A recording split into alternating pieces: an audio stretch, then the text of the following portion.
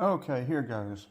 This is the first, and I am not set up well at all. This is going to be sort of a disaster attempt at trying to do something silly, I guess. We got coffee set up, we got the candles going. I can't turn the lights out because I won't be able to see the print good enough to read it. So let's see where we want to start. The cat went back upstairs as soon as the heat came on. So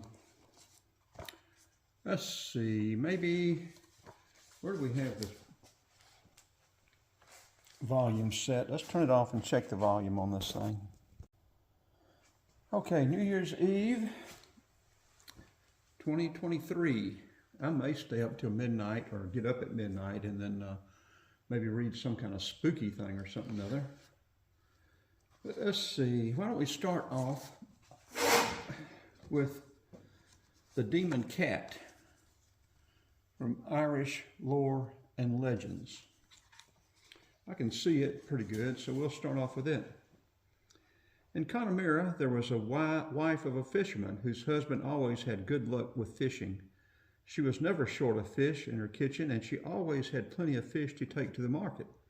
She enjoyed her husband's good fortune until she discovered that a great cat had been entering her home at night and devouring all of the best fish in the house. So she decided to keep a close watch over her house at night with a big stick by her side.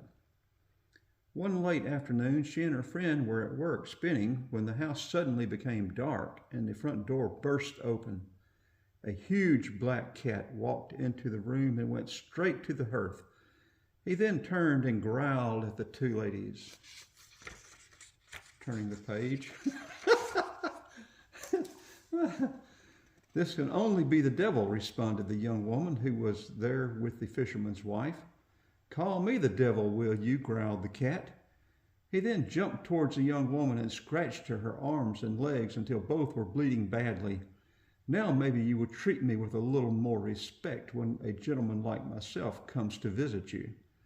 He then walked over to the door and shut it hard and stood before it so that neither of the two women could escape. The young woman began crying and sobbing from the pain of her arms and legs from her fear of the cat. A man happened to be walking by and heard the cries. He tried to get through the front door but found it was blocked. With much force, he pushed open the door and found the cat standing there. So he took a large stick and pummeled the cat with a few good blows. The cat reeled back some, but then returned the blows with many scratches to the man's face and hands. The man quickly realized that the strength of the cat ran away swiftly as he could. Pleased with himself, the cat responded, "Now let's eat. I wonder what the fisherman has caught recently. Let's see," said the cat as he approached a table filled with all sorts of splendid fish. He picked up some of the best fish on the table and quickly devoured them. "Get out of here, you wicked cat," the woman cried. She hit the cat hard with a pair of tongs, but as the cat was the devil, he only turned around and grinned at her. The cat continued to eat all the best fish he could get his paws on. Watching this, the woman could take no more. They decided to make another attack on the beastly cat.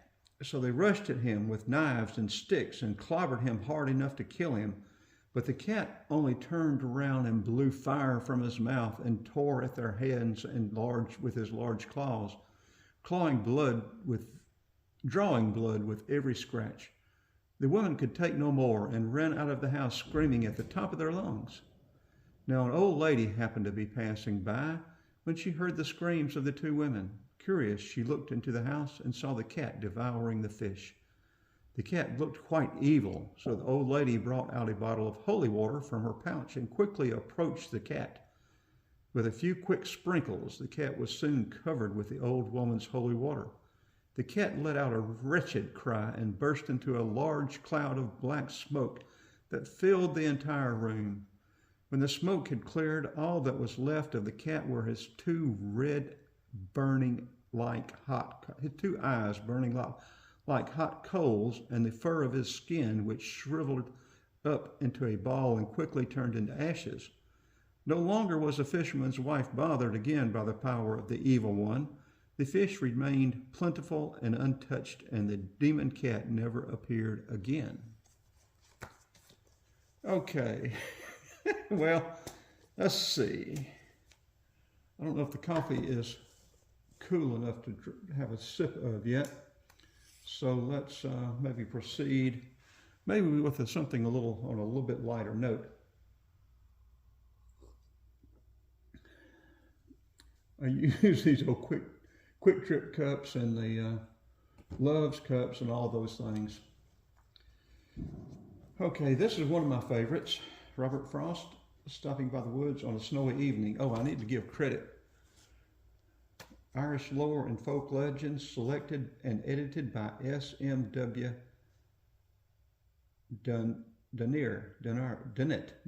D-U-N-N-I-T. Okay. Now this, I'll say again, is Robert Frost. It's from the collected poems and complete and unabridged, the poetry of Robert Frost. Y'all know what's coming. Yes, I know. Stopping by the woods on a snowy evening. Whose woods these are, I think I know. His house is in the village, though. He will not see me stopping here to watch his woods fill up with snow. A little horse must think it queer to stop without a farmhouse near, between the woods and frozen lake, the darkest evening of the year. He gives his harness bells a shake to ask if there is some mistake. The only other sound's the sweep of easy wind and downy flake. The woods are lovely, dark and deep, but I have promises to keep, and miles to go before I sleep, and miles to go before I sleep. Okay. So this is a hodgepodge for sure and for certain. Let's see, what else did we want to get into? Well, I'm not going to read from the Norton Anthology or Robert Browning, but I will just have a little bit of a quote of the start. And from my understanding, it is early Browning, maybe 1840s, Porphyria's Lover. Let's see, how's it go? The rain set early in tonight. The sullen wind was soon awake. It tore the elm tops down for spite and did its worst to vex the lake. That'll be all of that one for right now. Let's see, what else do we want to get into? Oh, another favorite. Oh, y'all know it's coming. You know it. And as the print is sort of light and small in this Norton Anthology of Poetry, I took a picture of it on the pad, and so I will just read from the pad because I can blow it up. And I used to know 3 or 4 paragraphs of this, but you know, you can't remember that stuff forever. So this is from Edgar Allan Poe, The Raven. I don't know if this quote is attributed to him, but I don't know if it's accurate or not. I like it and I use it. It goes something like, I'm not bothered by insanity in the least. I enjoy every minute of it. And so I like to apply that to myself. I'm sure y'all all know I'm crazy as a bat right now anyway. Okay, here we go. The Raven.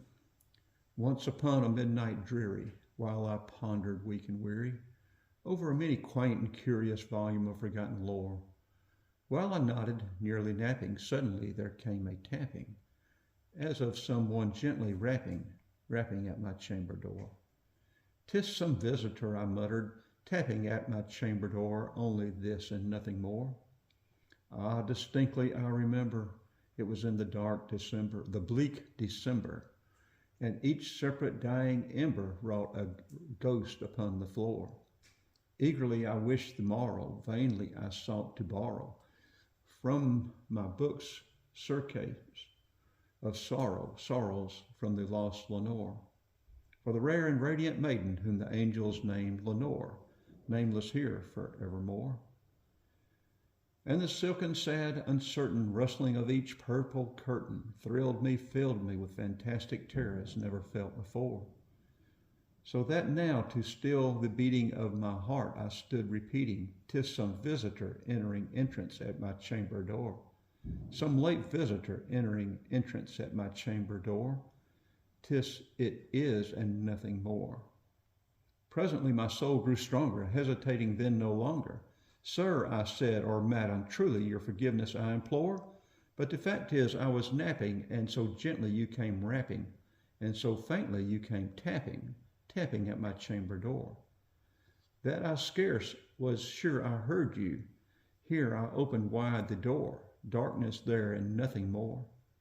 Deep into the darkness peering, long I stood there wondering, fearing, doubting, dreaming dreams no mortal ever dared to dream before. Y'all have to wait for the rest of it.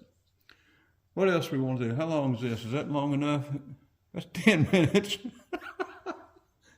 Oh, man. What do y'all think of this little light bulb I got for Christmas? It's a solar light bulb. It's a little snowman.